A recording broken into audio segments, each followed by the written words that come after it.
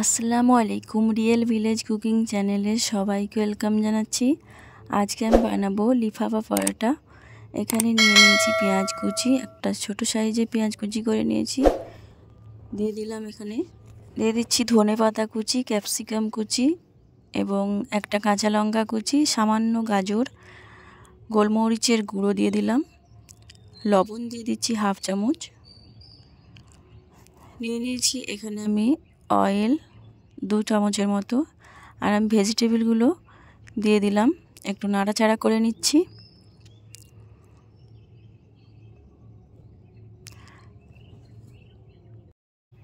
সেদ্ধ হওয়া পর্যন্ত ক্যাপসিকাম এবং গাজর সেদ্ধ হওয়া পর্যন্ত একটু নাড়াচাড়া করে নেব। দিয়ে একটা বাটির মধ্যে নিয়ে নিচ্ছি।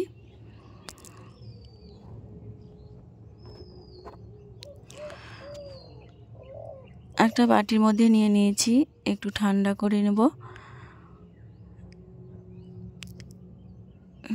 এবার এইখানে আমি দিয়ে দিচ্ছি একটা ডিমকে ফাটিয়ে দিয়ে দিচ্ছি। এবার এই ভেজিটেবলের সঙ্গে ভালোভাবে মিশিয়ে নেব। এখানে আমি লবণ দিয়ে রেখেছি, খুব ভালোভাবে মিশিয়ে নিতে হবে। আমি ভালোভাবে মিশিয়ে নিয়েছি। এবার এখানে আমি একটা বোল নিয়ে নিচ্ছি, দিয়েছি 1 বাটি পরিমাণে ময়দা। এখানে আমি দিয়ে দিলাম লবণ, হাফ চামচের মতো লবণ দিয়ে দিলাম চিনি, দিয়ে ভালোভাবে মিশিয়ে নিচ্ছি। লবণ এবং চিনি ময়দার সঙ্গে ভালোভাবে মিশিয়ে নিয়েছি। এবার দিয়ে দিচ্ছি 2 টেবিল চামচের মতো অয়েল দিয়ে ময়দার সঙ্গে ভালোভাবে মিশিয়ে নিতে হবে।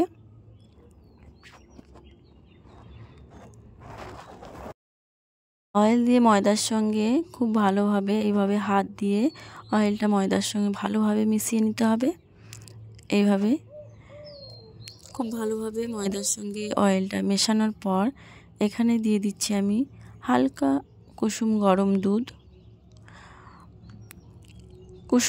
দুধ দিয়েছি, খুব বেশি গরম না, অল্প অল্প করে দুধ দিয়ে আমি এই একটা ডো তৈরি করে নেব, একটা সফট ডো তৈরি করে নেব। অল্প অল্প করে দেব, একবারে একসঙ্গে দেব না, বেশি নরম হয়ে যেতে পারে। এখানে আমি একটা নরম ডো তৈরি করে নিয়েছি, এটা আমি রেস্টে রেখে দেবো 5 মিনিটের মতো। ফিরে আসি 5 মিনিট পর। সামান্য একটা অয়েল দিয়ে দিচ্ছি।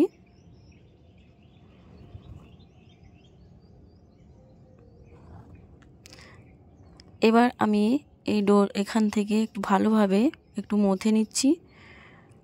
এবার লেচি কেটে নেব, এইরকম করে ছোট ছোট করে লেচি কেটে নিচ্ছি। হাতের তালুর মধ্যে দিয়ে এইভাবে ঘুরিয়ে নেব। এইরকম করে আমি প্রতিটা লেচি করে নেব। এখানে আমি 3টে পরোটা বানাবো।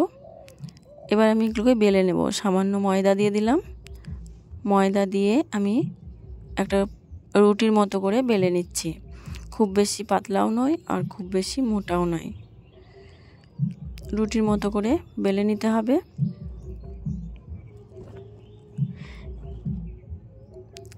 এই দেখুন, আমি ঠিক এরকম বেলেছি, খুব বেশি মোটাও নয় পাতলাও নয়।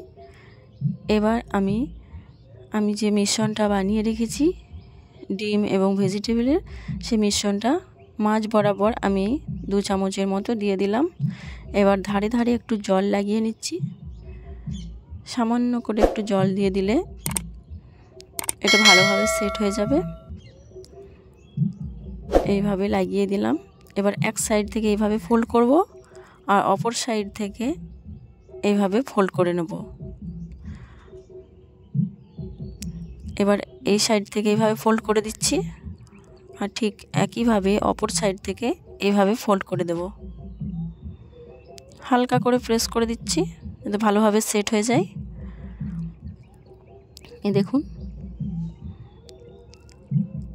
একটা লিফাফা পরোটা বানিয়ে নিয়েছি। এবার নিয়ে নিচ্ছি কড়াইয়ের মধ্যে ভেজিটেবল অয়েল। আমি এখানে 50 গ্রামের মতো অয়েল নিয়েছি। অয়েলটা ভালোভাবে গরম হয়ে এলে এর মধ্যে আমি পরোটা একটা দিয়ে দিচ্ছি। পরোটা দিয়ে আমি এটা এক সাইডটা একটু ভালোভাবে হলে অপর সাইডটা উল্টে দেব। এইভাবে একটু নাড়াচাড়া করে দিলাম। এই পরোটাগুলো বানাতে বেশি টাইম লাগে না, অল্প টাইমের মধ্যেই রেডি হয়ে যায়। অপর সাইডটা উল্টে দিচ্ছি। দু সাইডেই ভালোভাবে এটাকে ভেজে নিতে হবে। খুবই টেস্টি একটা রেসিপি। আপনারা ব্রেকফাস্টে এইভাবে লিফাফা পরোটা বানিয়ে দেখবেন, খেতে খুবই ভালো লাগবে। আর সহজ পদ্ধতিতে আপনাদেরকে বানিয়ে দেখিয়েছি, খেতে খুবই টেস্টি। বাচ্চাদের টিফিনেও আপনারা এইভাবে বানিয়ে দিতে পারেন।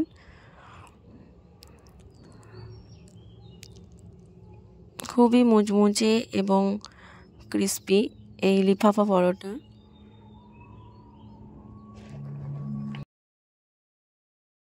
দু সাইডটাই উল্টে পাল্টে ভেজে নেব। এবার এটা প্রায় ভাজা হয়ে গেছে।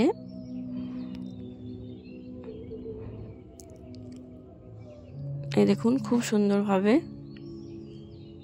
এটা আমার ভাজা হয়ে গেছে। এবার আমি এই পরোটাটাকে তুলে নেব।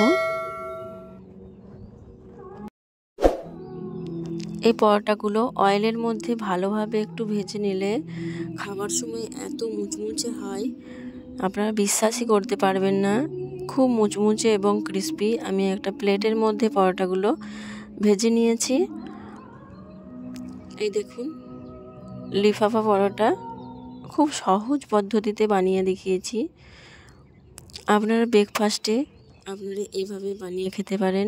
বাড়িতে কোনো হঠাৎ করে গেস্ট এলে এইভাবে বানিয়ে দিতে পারেন, বা আপনারা বাচ্চাদের টিফিনেও দিতে পারেন।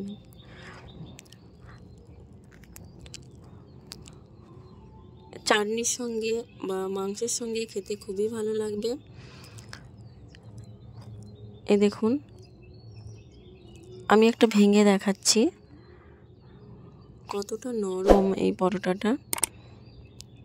ভেতরটাও খুব ভালোভাবে কুক হয়ে গেছে। এই দেখুন, আপনারা যদি আমার চ্যানেলে নতুন হয়ে থাকেন অবশ্যই চ্যানেলটা সাবস্ক্রাইব করবেন এবং পাশে থাকা বেল আইকন প্রেস করবেন, যাতে সবার আগে ভিডিও আপনার কাছে পৌঁছায়। আজকের এই রেসিপি আমি এখানেই শেষ করছি। আবারও নতুন নতুন রেসিপি নিয়ে হাজির হব। আমার এই রেসিপি আপনাদের কেমন লেগেছে অবশ্যই কমেন্টে জানাবেন, আর বাড়িতে আপনারা ট্রাই করবেন, খুবই ভালো লাগবে।